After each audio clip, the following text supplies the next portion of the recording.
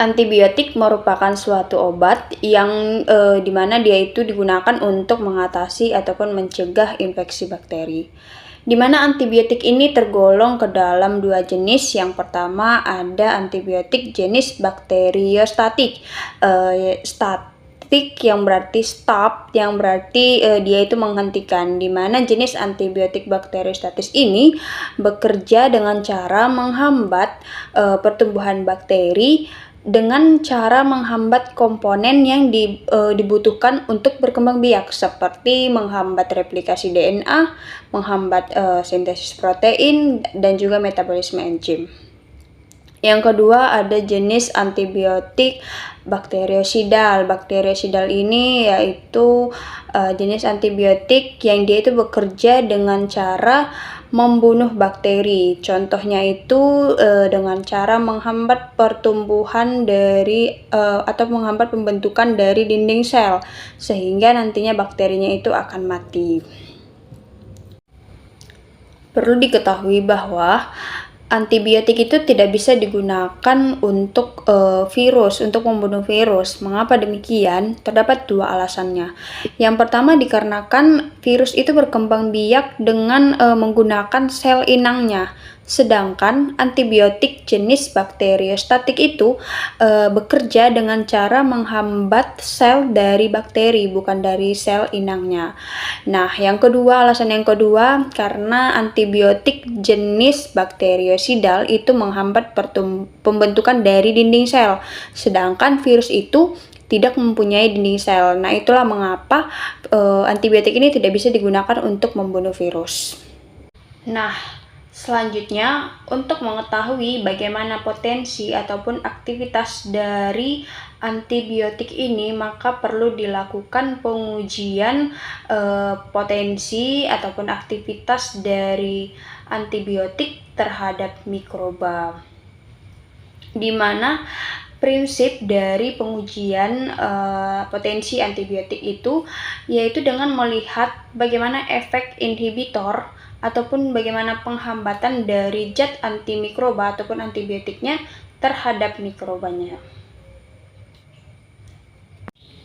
Di mana untuk pengujian potensi ataupun aktivitas antibiotik ini terdapat dua metode, yaitu yang pertama ada metode lempeng dan yang kedua ada metode turbidimetri atau metode tabung.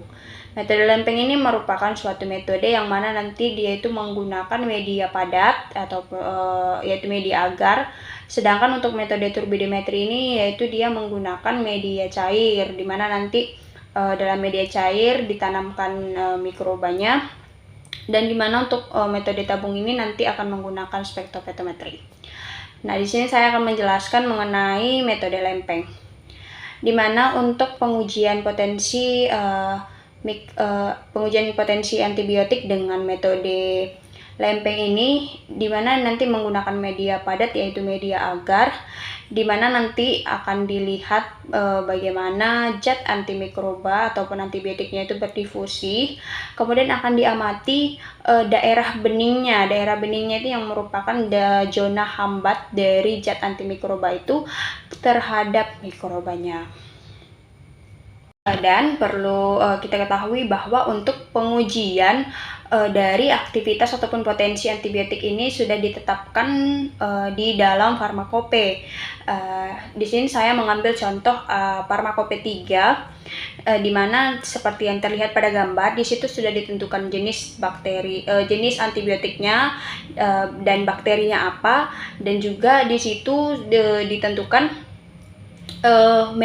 metode yang digunakan, baik itu metode lempeng kah atau metode tabung, dan juga pelarutnya apa dan sebagainya sudah ditentukan dalam farmakope.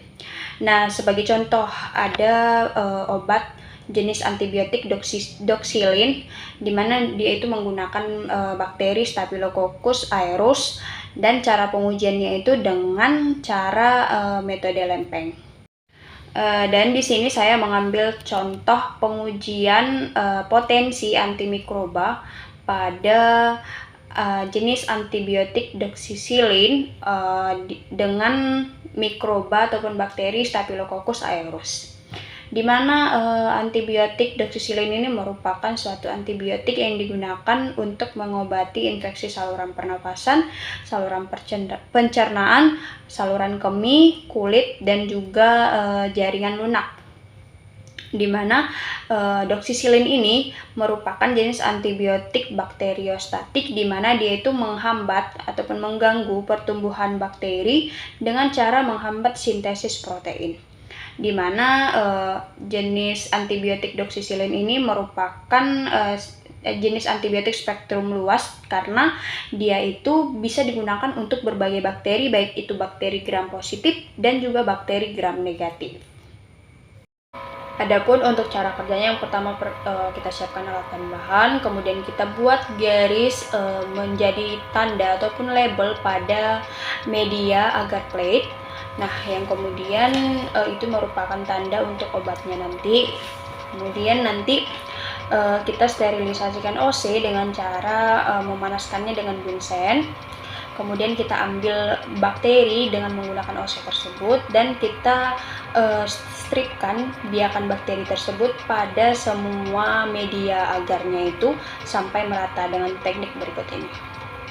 Kemudian kita ambil antibiotiknya dan kita tempelkan pada media agarnya pada penanda tadi, sesuai dengan penanda tadi. Nah, kemudian kita inkubasi pada suhu 37 derajat pada 24 jam. Kemudian diukur garis melintangnya nanti, yang dimana itu menjadi zona hambat ataupun garis bening yang merupakan zona hambat dari antimikrobanya ataupun antibiotik tadi.